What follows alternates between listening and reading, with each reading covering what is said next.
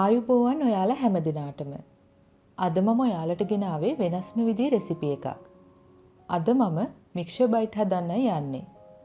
Mixer bite කියන්නේ හරිම ලේසියෙන් හදාගන්න පුළුවන් දෙයක්. ඒ වුණාට අපි ගොඩක් වෙලාවට පුරුදු වෙලා ඉන්නේ කඩෙන් මික්ෂර් බයිට් ගන්න.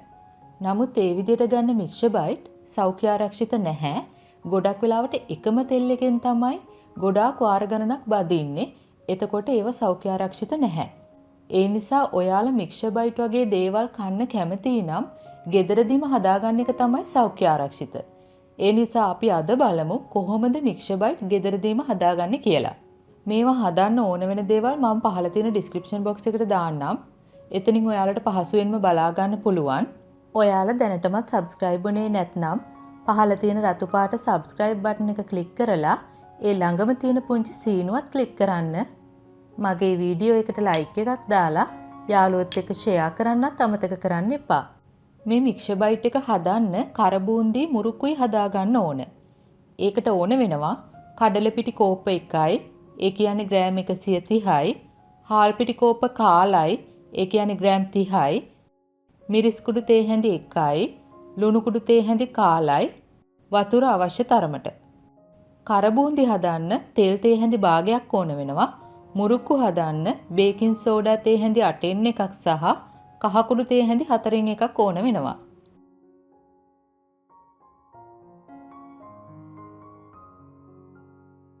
මුලින්ම අපි කරන්නේ කඩල පිටි ටිකට හාල් පිටි, ලුණු කුඩු, මිරිස් කුඩු එකතු කරන්න ඕන.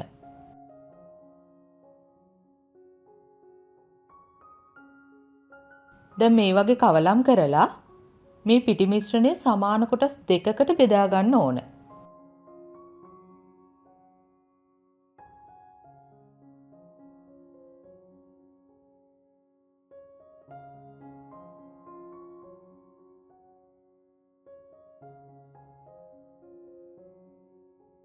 මම මේ පිටි ටික ගන්නවා මුරුක්කු හදන්න.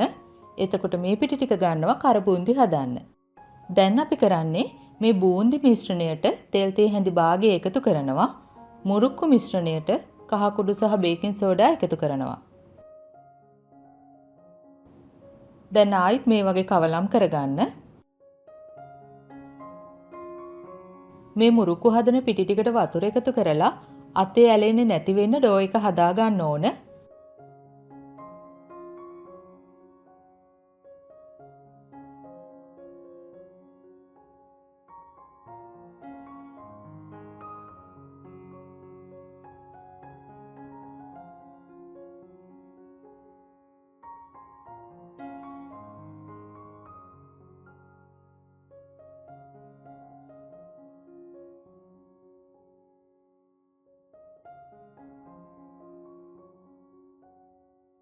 බූන්දි හදන පිටි මිශ්‍රණයට වතුර ටික ටික දාලා නිදහසේ ගලා යන පදමට හදා ගන්න ඕන.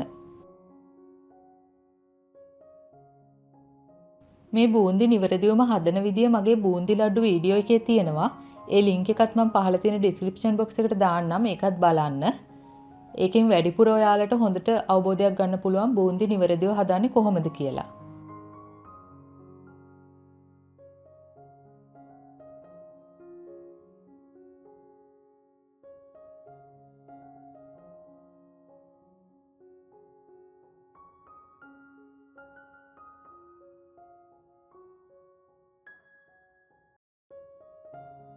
දැන් මේ තියෙන්නේ බූන්දි සහ මුරුක්කු මිශ්‍රණ.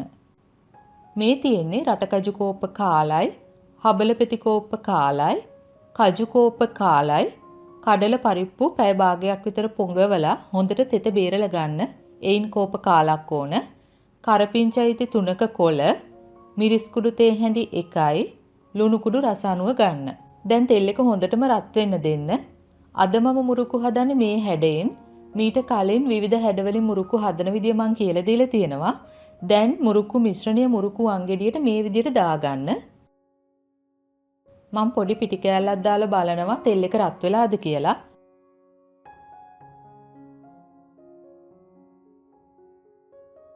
දැන් හොඳටම තෙල් එක රත් වෙලා තියෙන්නේ. මම මුරුක්කු ටික මේ වගේ මිරික ගන්නවා.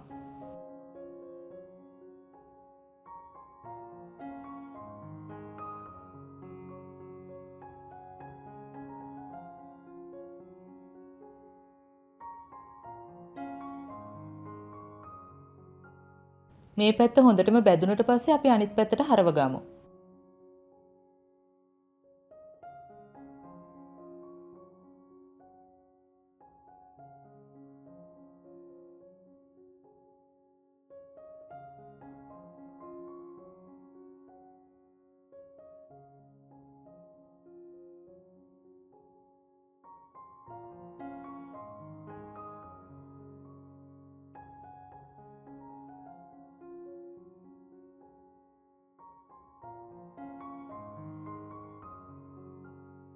මේ වගේ හොඳට ක්‍රිස්පියට බැදුනට පස්සේ තෙල් බේරලා අයින් කරගන්න පුළුවන්.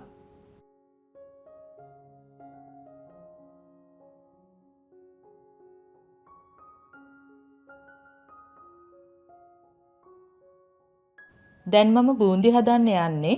බූන්දි නිවැරදිවම හදන්න තෙල් ටිකක් වැඩිපුර දාන්න ඕන. ඒ වගේම තෙල් එක හොඳටම රත් වෙන්න ඕන. දැන් බූන්දි හැන්දට මේ වගේ මිශ්‍රණයෙන් ටිකක් දාන්න. දාලා බූන්දි හදාගන්න. බූන්දි හැන්දක් නැත්නම් ඔයාලගේ ගෙවල් වල තියෙනවනේ ලොකු තෙල් හැඳි. ඒ තෙල් හැන්දෙන් උනත් මේවා හදාගන්න පුළුවන්. මික්සර් බයිට් හදන්න අපි හදන්නේ කර බූන්දි. ඒ නිසා බූන්දි ලඩ්ඩු වලට වඩා වැඩිපුර කර වෙන්න ඕන. වැඩිපුර ක්‍රිස්පි වෙන්න ඕන. ඒ නිසා ටිකක් වැඩිපුර වෙලා තෙල් එකේ තියාගෙන ඉන්න. දැන් මම රටකජු ටික බදිනවා. රටකජු ටික වැඩිපුර බැදුනොත් ඒකේ රස වෙනස් වෙනවා. ඒ නිසා රටකජු ටික නිවැරදිව ගානට බැද ගන්න.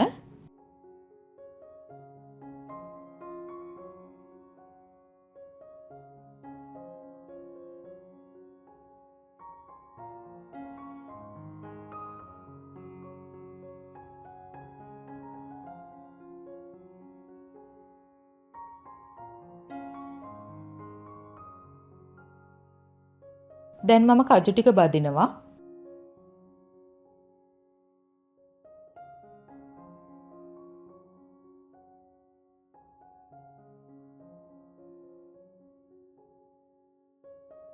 කජු ටිකත් මේ තරමට බැදුනම ගන්න.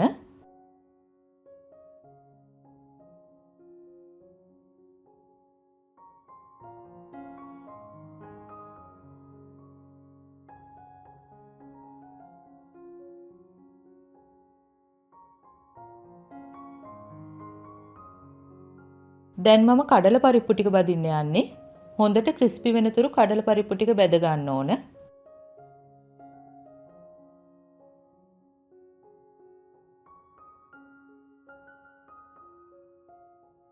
කඩල පරිප්පු ටික බැදීගෙන එනකොට මම හබල පෙති ටික එකතු කරනවා.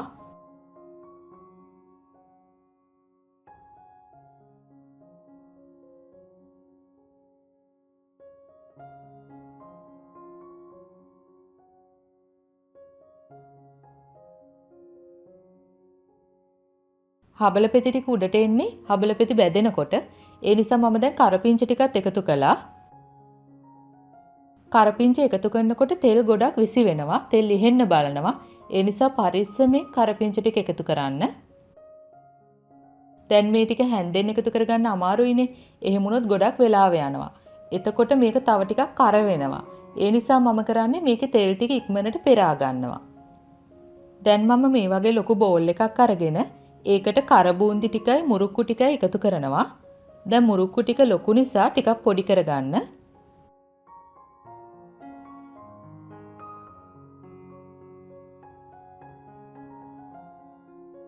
මේ තියෙන අපි තෙල් ටික පෙරාගත්ත කඩල පරිප්පු හබල පෙති කරපිංච ටික දැන් ඒ ටික එකතු කරනවා. මේ තියෙන කජු සහ රටකජු ඒ ටිකත් එකතු කරන්න. දැන් මේ ටික හොඳට මුලින්ම කවලම් කරන්න.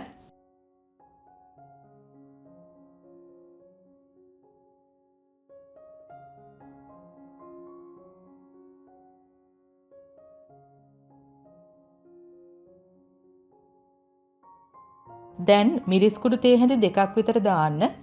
ඇත්තටම මේ මිරිස් කුඩු ඔයාලගේ රස අනුව යොදා ගන්න පුළුවන්. ගොඩක් සැරට කැමති නම් මිරිස් කුඩු වැඩිපුර දාන්න.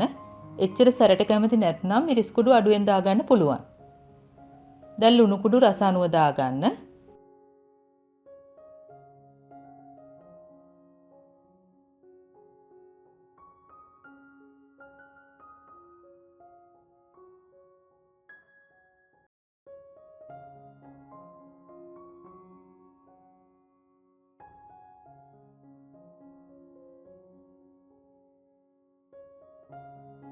මේවා පියන වහන්න පුළුවන් භාජනයක දාලා කල් තියා ගන්න පුළුවන් ඔයාලට.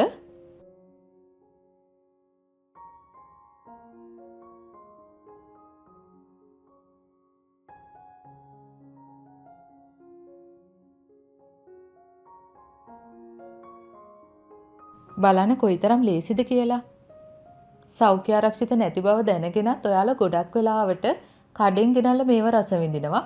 නමුත් දැන් ඔයාලට පුළුවන් ගෙදරදීම මේව හදාගන්න. ඉතින් ඔයාලත් මේව හදලා පවුලේ අයත් එක්ක රස විඳින්න. ඔයාලා මගේ මේ වීඩියෝ එකට කැමති වුණා නම් ලයික් කරන්න. ඒ වගේම ඔයාලට ගැටලු යෝජනා අදහස් තියෙනවා නම් පහලින් කමෙන්ට් එකක් දාන්න. ඔයාලගේ ගැටලු වලට මම ඉඩ ලැබෙන විදියට පිළිතුරු දෙනවා. ආයෙත් මේ වගේම රසබර වීඩියෝ එකකින් හමු වෙනතුරු ඔයාලට සුබ දවසක්. ස්තුතියි.